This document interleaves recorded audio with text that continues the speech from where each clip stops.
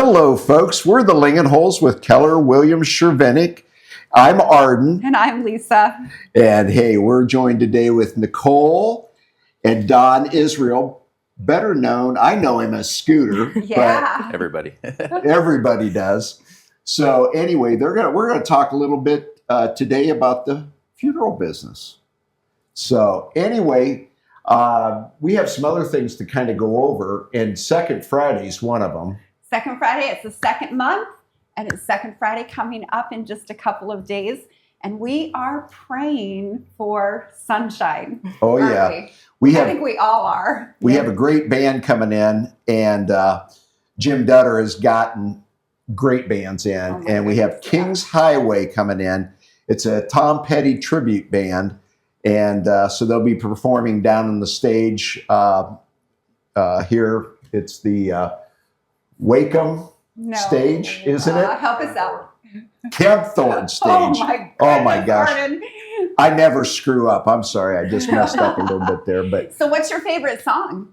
Tom Petty? Yeah. Oh, boy. You're putting me on the spot. You should let me think about this. Oh, dear. Anybody got a favorite song? Rob? I like Running Down a Dream. There we go. That's the big staple. Okay. Tom Petty. Like I know that. But I'll hear it on Friday night. I did see him in concert. Yeah. Are you going to be there Friday night? Oh, probably. I'm going to be there too. You want so to go out on a date? Sounds good. Date night. All right. Hey, the weather's holding off, hopefully, this weekend. I hope so. And so we'll get that in. We're going to have a little reverse of the rain and a lot of sun. So anyway, but hey, we want to get into the meat and potatoes of the show.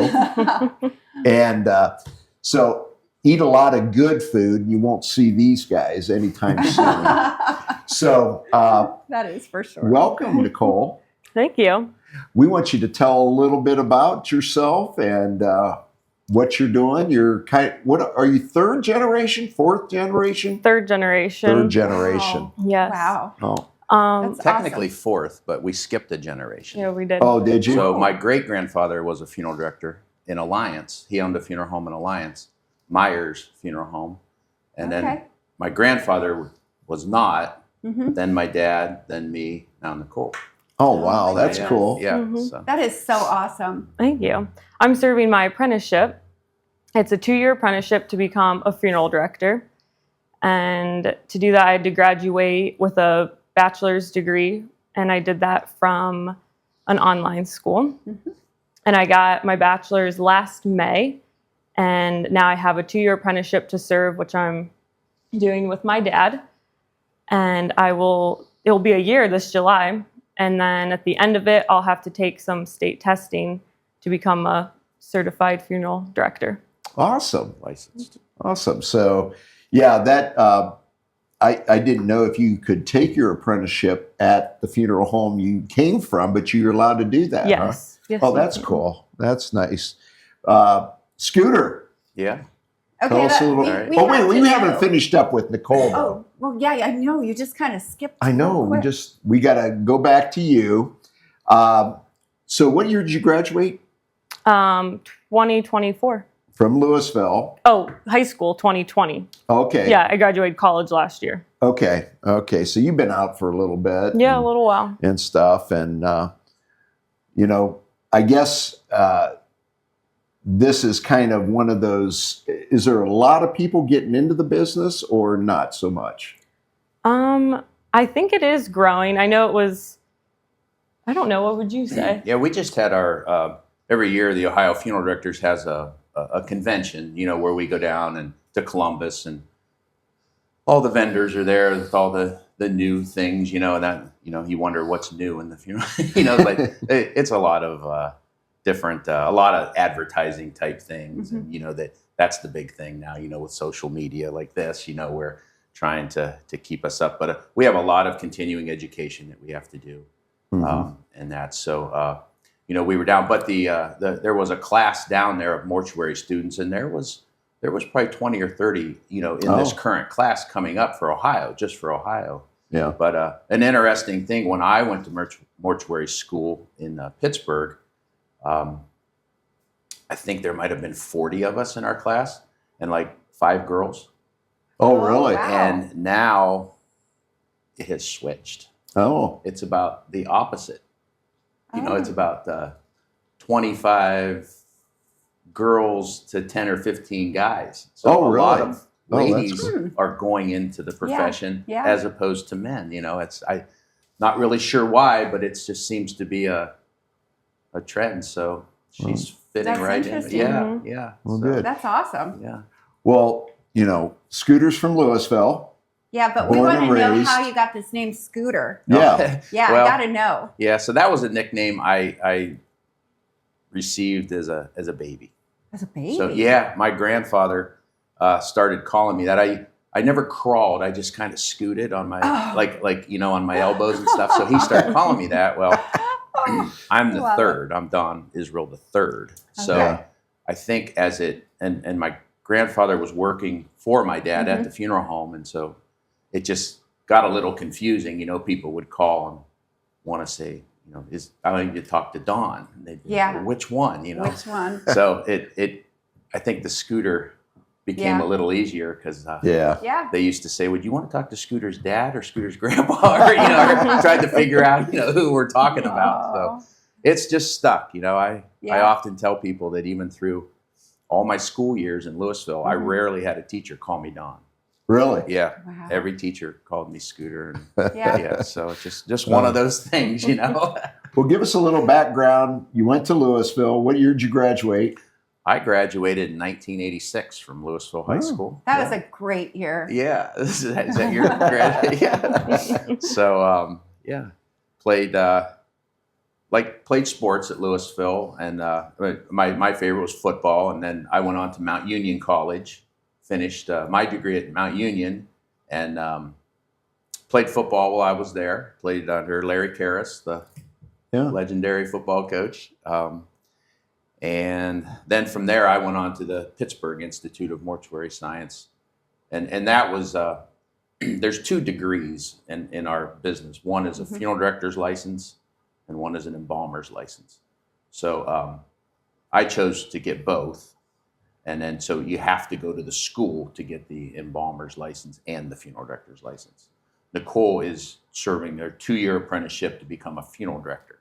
Okay. Okay. So she won't have her embalmer's license. That wasn't something that she really was wanted to do. Okay. She likes the funeral directing side and the people side. Yeah. But she really wasn't as, I don't know. You can say she. Yeah, I don't just think not her thing. don't have the stomach. as much. That's not what you wanted to. It's almost like so- being in the medical field. Yeah, Kinda. definitely not for me. But you do. It's Okay. nice that you do have that option that you can, work both sides. And we definitely need people for both. Right. Right. Some people don't like the working with the families. They would rather be behind the scenes and do all the work that's needed to prepare a person for calling hours or for a funeral.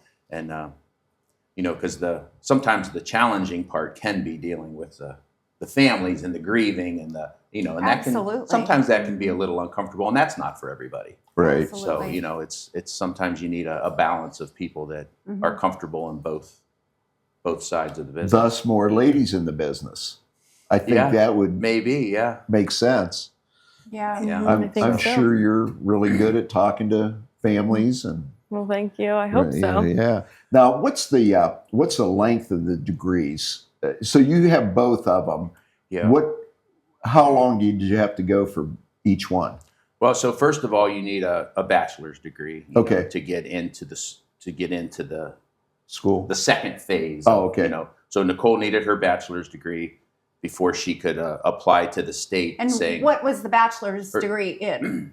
Anything specific? Mine was in business. Business? Okay. and mine was Okay. in business as well. Okay. It's kind of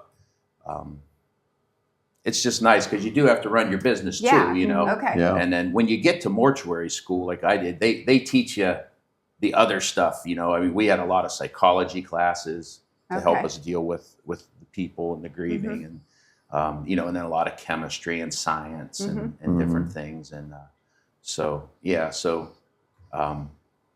when you apply for the mortuary school, they tell you what courses you should take. You have to take a certain amount of chemistry and psychology while you're in college as part of your business degree, because some pre-qualifications they want you to have as a background before you get in. So. Makes sense. So then mortuary school is another 2 years. It was 18 months. Okay. And then when I came back, I only had to serve a 1-year apprenticeship because I had went to now since Nicole didn't go to the school, she has to serve a 2-year apprenticeship. Years. Yeah. Okay. And she has, you can tell them a little bit about, she has, for every family we deal with, she has reports that she has to fill out per case, saying that, tell them all the things that you know. Yeah, I'd ask if everything you did before the family came in, taking the first call and getting to know the family, and then what their wishes may be for service-wise, and then how you helped out in the funeral, calling hours, what you did for the family, and just the aftercare.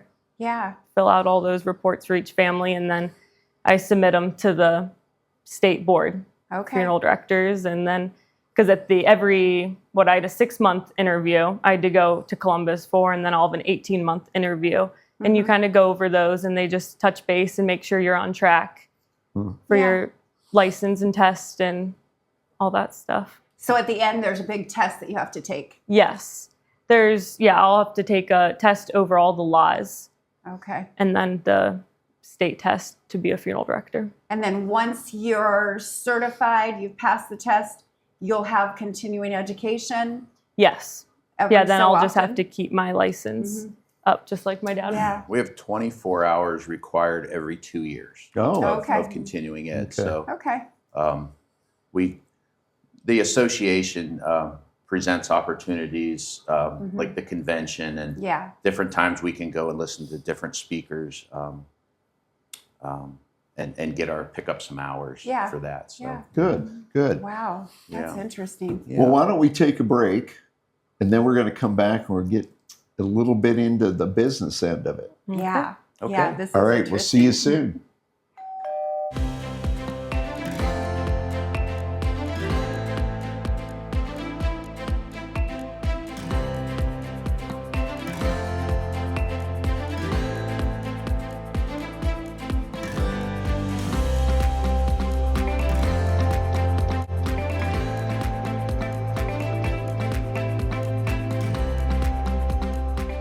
Are you looking for a quality pre-owned vehicle with a great price?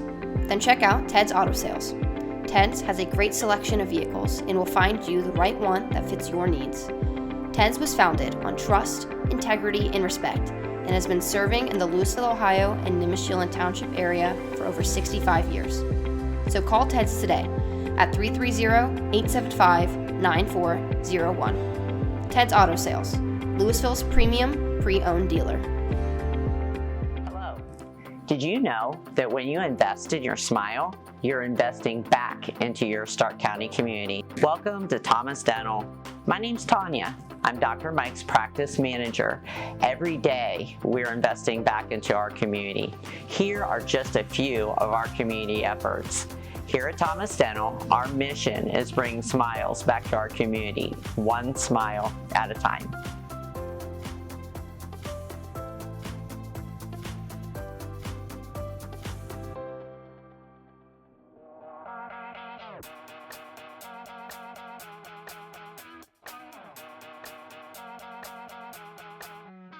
Hello everyone, I'm Tegan Evans. As many of you know, when the Louisville Herald moved on into retirement, the city of Louisville, Nimishillen Township, and all of its community members were left with a void.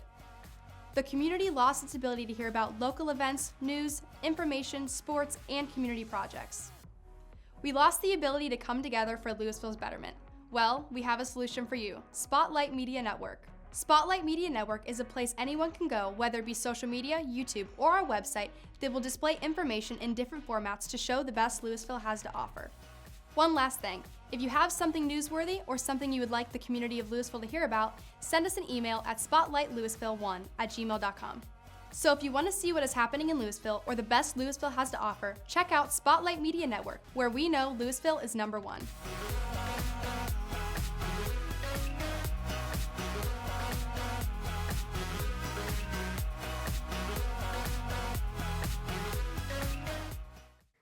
Well, hello, folks. We're back. We have Nicole and Don Israel. Scooter.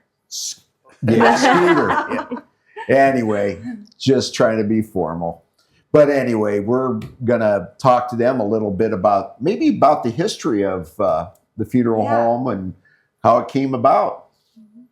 So the funeral home originally, a lot of people ask me where's the Stier part, and things. So the Stiers were down in Paris, Ohio.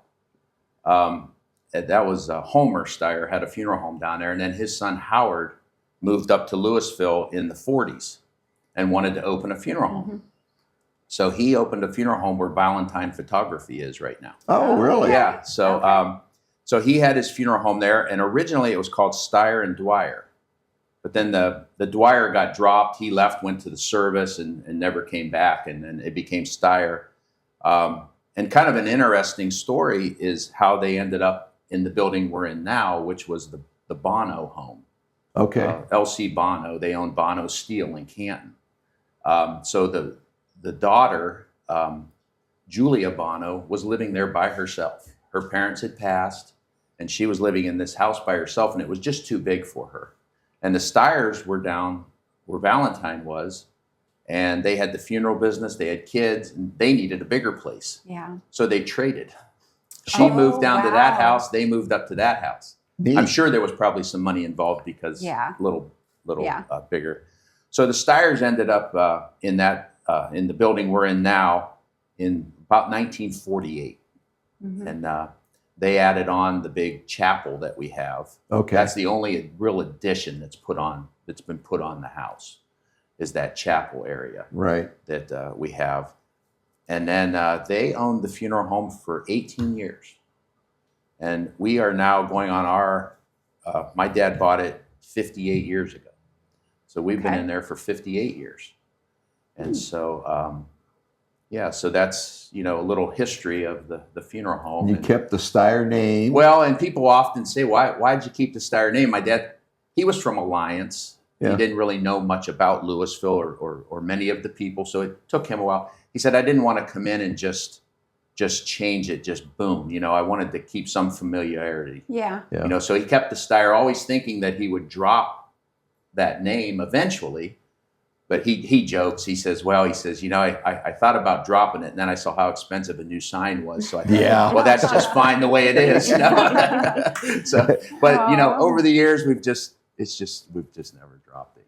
And I think it's just rolls off your tongue. It's just kind of why, after this long, why change it now? So But so that's kind of a little history of the funeral home and how long we've been there. Well, a little bit into the nuts and bolts of what you do. You do some embalming and kind of talk about that. Yeah, so I did all of it for 25 years, and just decided in the last few years that I needed to kind of divide some of the work up. So I do have a person that works for me now. His name's Mark Latimer. He lives right here in Louisville, and he's been in the business for a long time, and he's both a funeral director and embalmer. So he's really taken a lot of the I guess you would say the behind the scenes work, and really helped with that, and just helps with everything from the embalming, and even meets with some families sometimes, and helps with all the funerals. And so between him and having Nicole now step in, and she takes care of a lot of the paperwork, which there is a lot of paperwork. Oh, I'm sure. When you start, getting death certificates signed by doctors and filing with the health department and getting permits. And so it's really been nice for me. It's relieved a lot of day to day, it's given me a little time to put elsewhere, now that we're getting up there in our years, right? Yeah. Relax a little bit, Yep. But Well, Nicole, now that I know you're both the same age. Yeah. Oh, yeah. I know. Yeah. Nicole has really helped with that's just one thing with her apprenticeship. She has to be involved in all of the paperwork and so she sits in with me on every family that comes in. She sits in, takes notes, and then from there she can kind of take and tell them what you do. She'll do the death certificates and helps with obituaries because we have to write the obituaries, put them into Okay. the paper, order flowers, call cemeteries, do all that. So she's, get in touch with the clergy. So she's really helped with a lot of that. So that just. Now, Nicole, you had mentioned, well, your dad had mentioned to me about pre-planning. Is there a lot of that going on now? There is right now. Yeah, a lot of people are always interested in wanting to know more about it, and they don't know a lot about it, because they either don't want to leave it. They almost feel it's a burden sometimes, to leave it to your family or just finance problems, and so you can come in and you learn everything that goes into it. You can tell everyone your wishes and we document everything.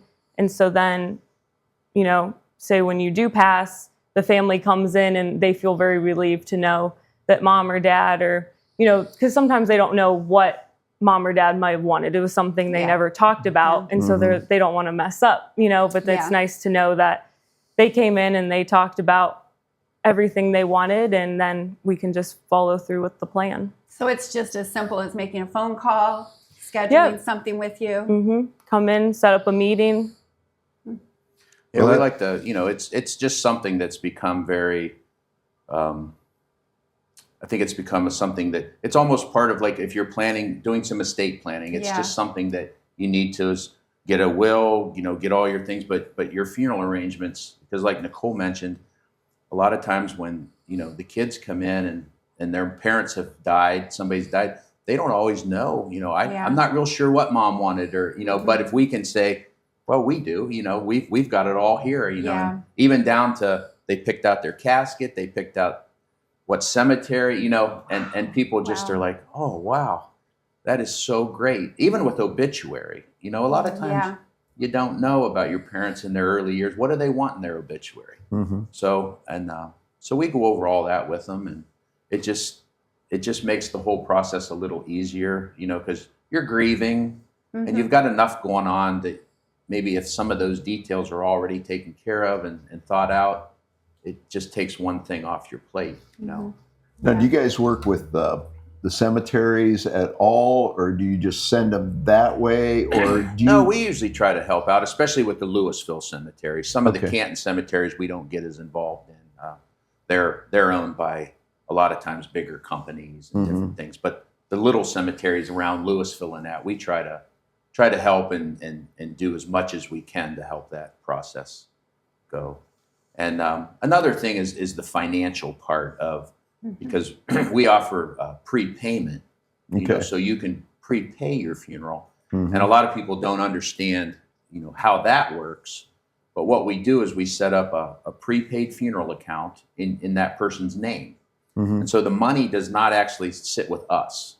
It sits in an account in that person's name, and it's an irrevocable funeral account. Oh, okay. So that if the person would move, or we would go out of business, or anything, that money is there in their name that any funeral home could access and use. So it's very safe in that way. And another big benefit that people enjoy is the fact that once it's put in there, because it's irrevocable, it's no longer considered part of your assets.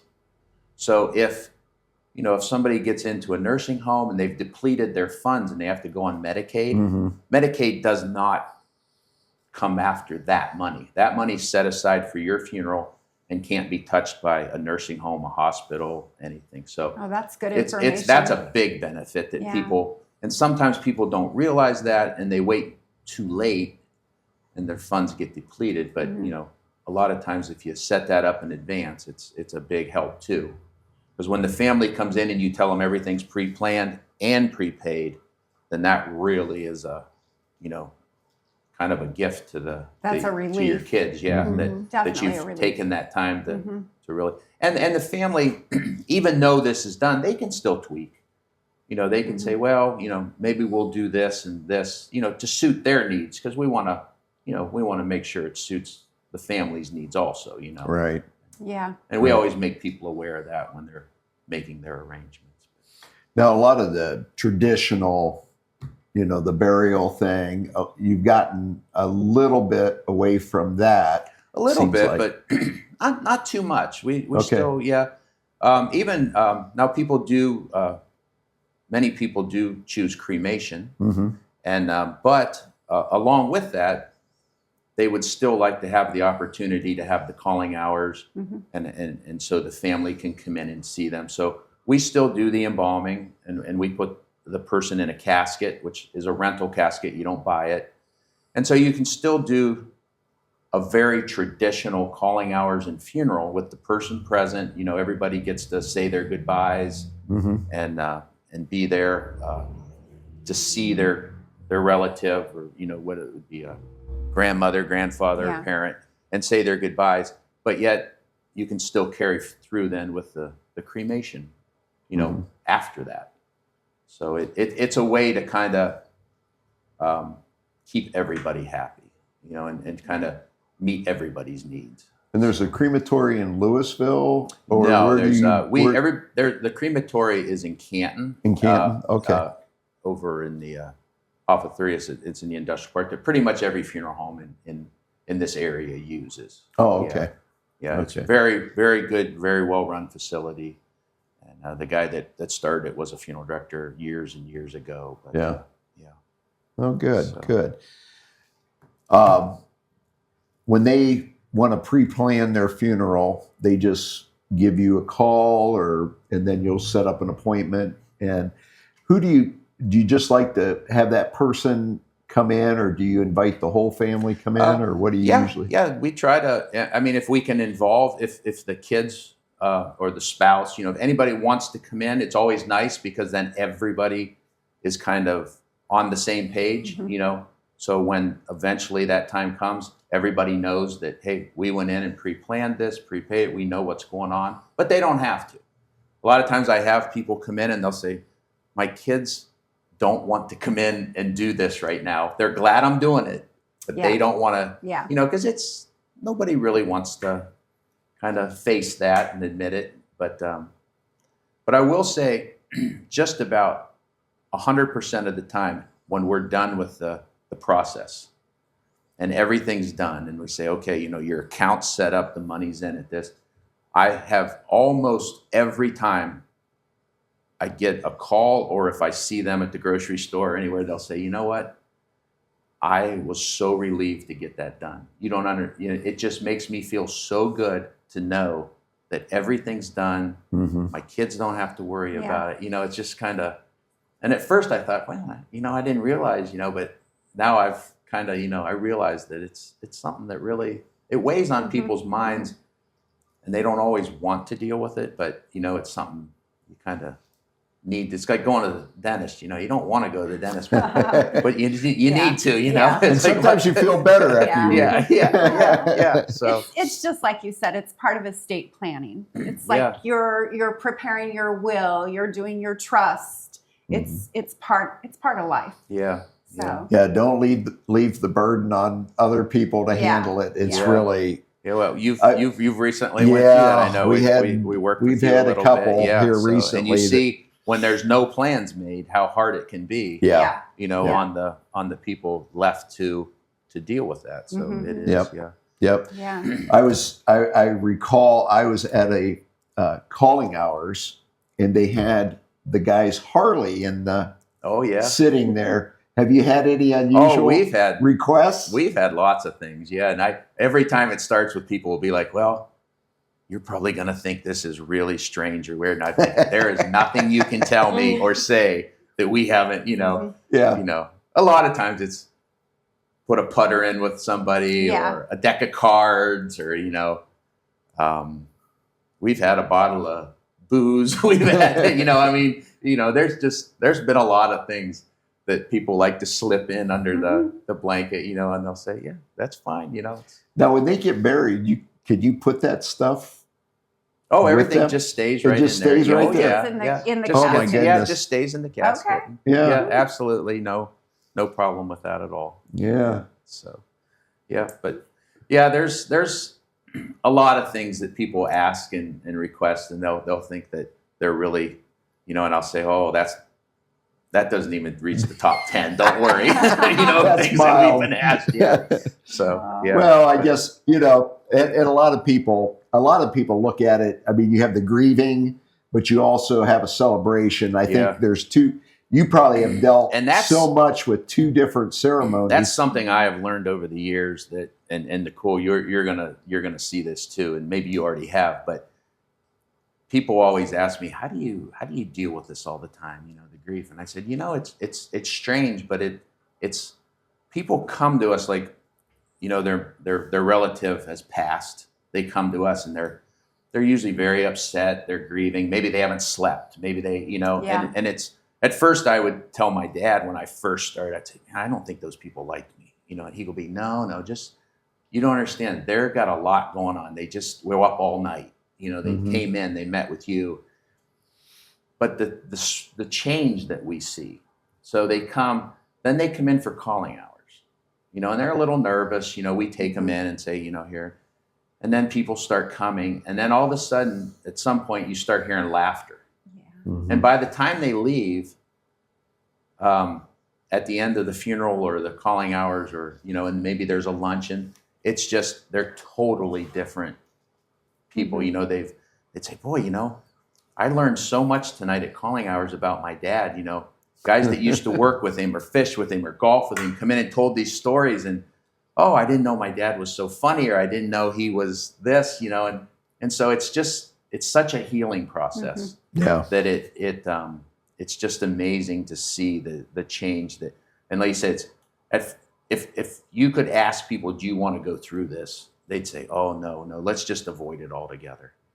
But at the end, I'll have so many people come to me and say, you know what, I'm so glad we did this. I'm so glad we did the calling hours. I'm so glad we did the funeral. It's just been so good for my family, and the grandkids, and this everybody. They hear stories and they laugh, and it definitely becomes a celebration of life. Yes, yeah. Well, thank you for coming in, guys. I'm glad you had us. Congratulations on your journey here. Thank you. And I remember when you got all these girls. And you definitely have a house full of one of them ladies. went in. Of course, you still got one more. Yeah, still got one more. So, But and I guess with your journey here, that's going to be, your kids are going to take over the business. Hopefully. Well, you got to get married first. Yeah. But anyway, we want to thank the Israels for coming in today. And, it's a tough thing to talk about, but I think, talking with you guys today was made that a little bit easier for people. And I will say that one thing, we love doing this type of thing. And one of the things that we enjoy very much is when people have us out to talk. We've talked at the YMCA, some of the local churches. Yeah. And so if anybody ever needs a program or needs somebody to come and talk, we're always willing to do that, because I know it's not something that people deal with often, and it helps to learn. That's right. Yeah. That's right. That's great. That is great. Well, thanks a lot. Yeah. All right. Thank you. Well, thanks for having us. And you all know where to find them. Just straight down the road. What is your address? 917 East Main Street. Okay. Yeah, so look for them on East Main Street. Beautiful home. Beautiful home. Very, very well-built home, that's for sure. Yep. So, well, thanks for tuning in. And Lisa's taking us out. Well, yeah, I always do. I'm taking you out on Friday night. All right. So be ready. Anyway, everybody, have a great week, and we will see you on Friday night. Leave your umbrellas at home. Right, Rob? Right. Okay, so we'll see you Friday night. Everybody have a great week.